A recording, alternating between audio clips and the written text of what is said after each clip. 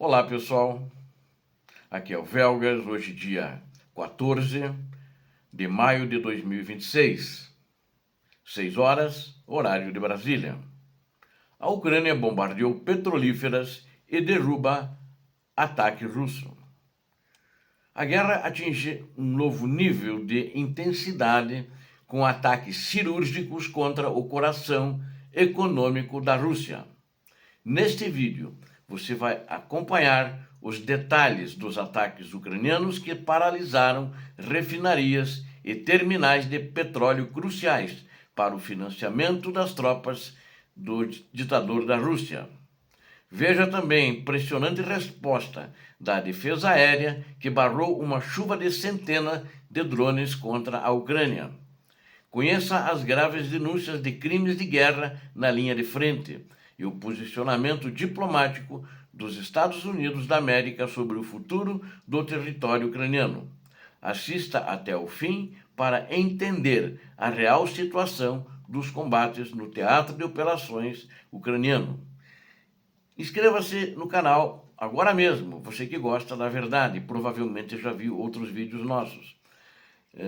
Peço a todos que deixem o like, isso ajuda muito a fortalecer o nosso trabalho, e um reconhecimento de vocês também ao nosso trabalho, eu fico muito grato, e compartilhe esse vídeo com seus amigos, com seus parentes, com todas as suas redes sociais, para que, quem sabe, a gente consiga mais inscritos e mais gente que gosta da verdade.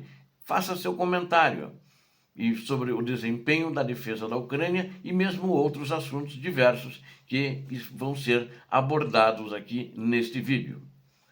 O cenário da guerra entre a Ucrânia e a Rússia ganha contornos cada vez mais dinâmicos e severos, com ações estratégicas de grande impacto. As forças ucranianas demonstraram alta capacidade operacional ao desferir golpes precisos contra a infraestrutura de energia em território russo. Parece que agora, todos os dias, temos bombardeios ucranianos contra as refinarias e qualquer instalação de energia russa.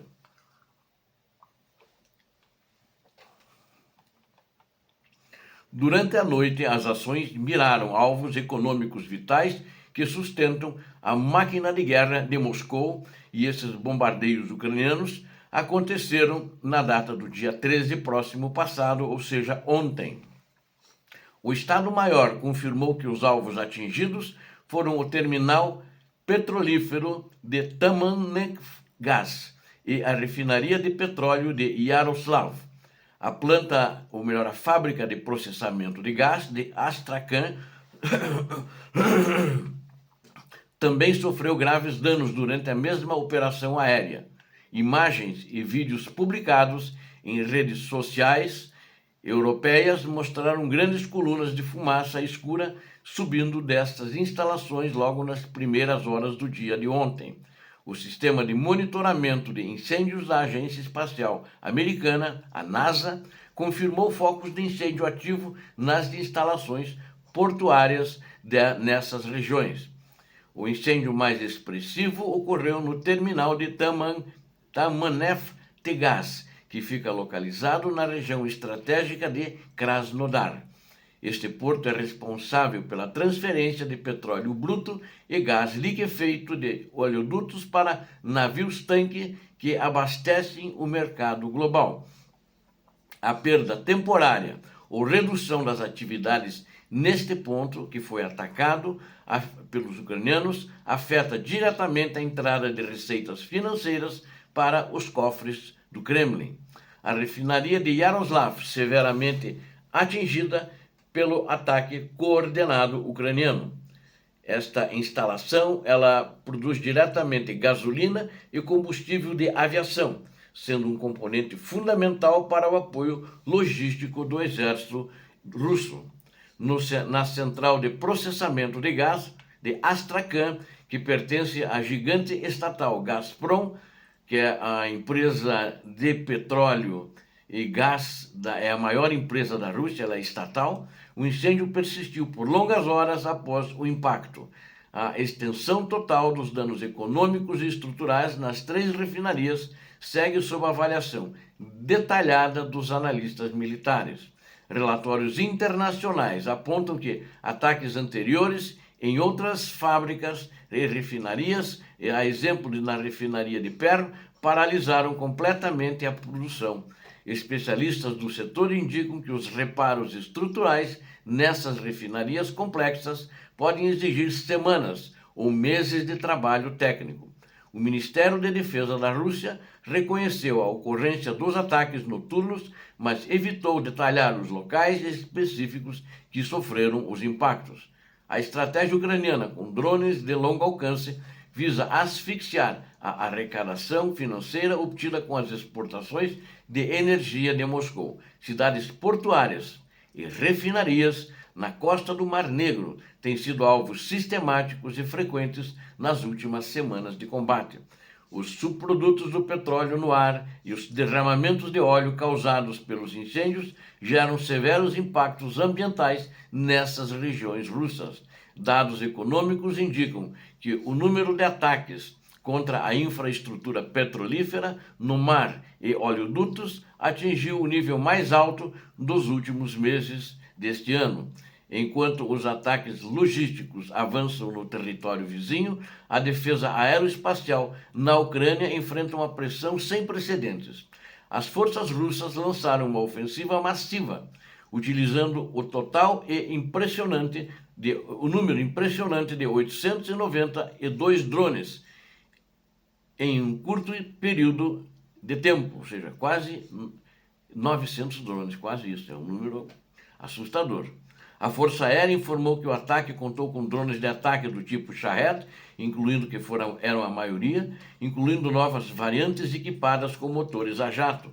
Também foram identificados modelos de drones de isca dos tipos Gerbera e Talma, utilizados para saturar os radares e a defesa antiaérea ucraniana.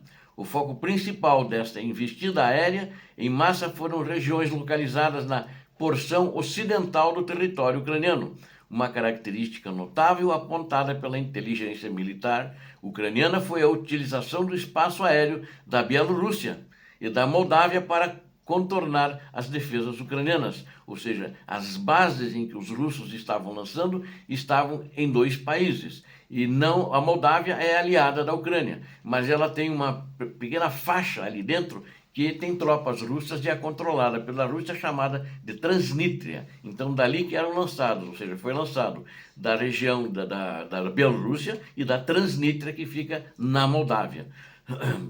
O imenso ataque aéreo foi repelido por uma ação integrada envolvendo aeronaves de caça ucranianos e tropas de mísseis antiaéreos da Ucrânia, recursos avançados de guerra eletrônica e unidades de sistemas não tripulados atuaram em conjunto com os grupos de fogo móveis terrestres.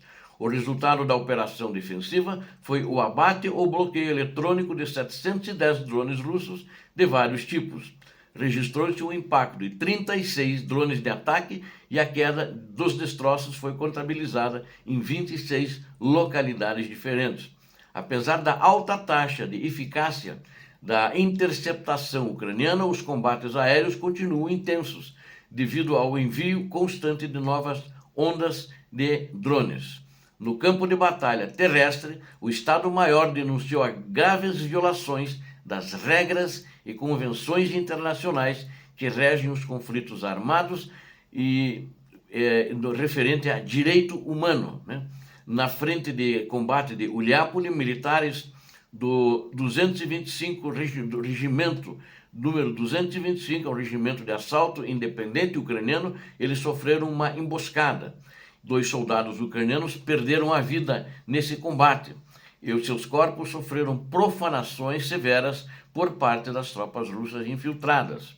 Interceptações de rádio obtidas pela inteligência ucraniana revelaram ordens diretas de um comandante russo para a execução de decapitações desses 2 militares ucranianos, 2 soldados ucranianos. O registro sonoro aponta que a ordem criminosa visava a confirmação visual das mortes para a exibição na borda de uma plantação local. A unidade militar responsável pela ação na linha de frente já foi russa, essa unidade russa, já foi preliminarmente identificada pelas autoridades competentes ucranianas.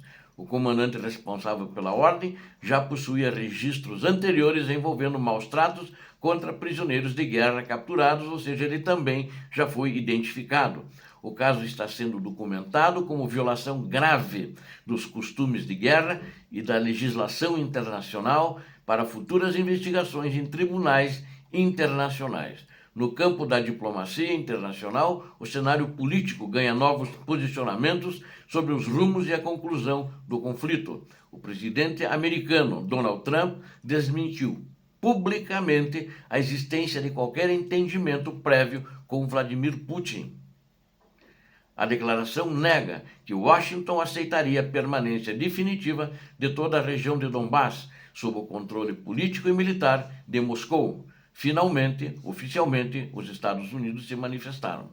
As exigências territoriais apresentadas pela Rússia criminosa continuam sendo o principal ponto de impasse nas tentativas de negociação de paz.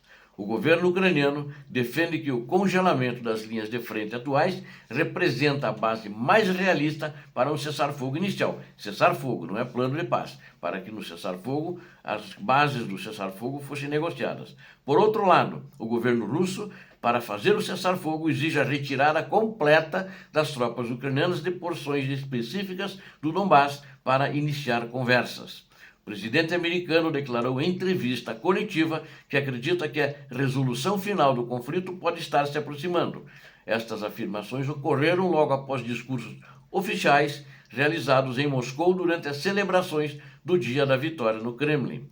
O governo americano indicou disposição para realizar os esforços diplomáticos necessários caso haja abertura real entre as partes envolvidas. Atualmente, as negociações diretas mediadas permanecem estagnadas, ou seja, não existem e não estão acontecendo, enquanto o cenário internacional observa a evolução diária dos combates na guerra da Ucrânia, em território ucraniano. A Ucrânia mantém sua postura de defesa ativa, neutralizando ameaças aéreas e destruindo a capacidade econômica que financia o exército russo e também fazendo contra-ataques e avanços positivos, consolidando reconquista de territórios na região de Zaporizhia e Donetsk. Obrigado a vocês que assistiram a esse vídeo, eu conto com vocês.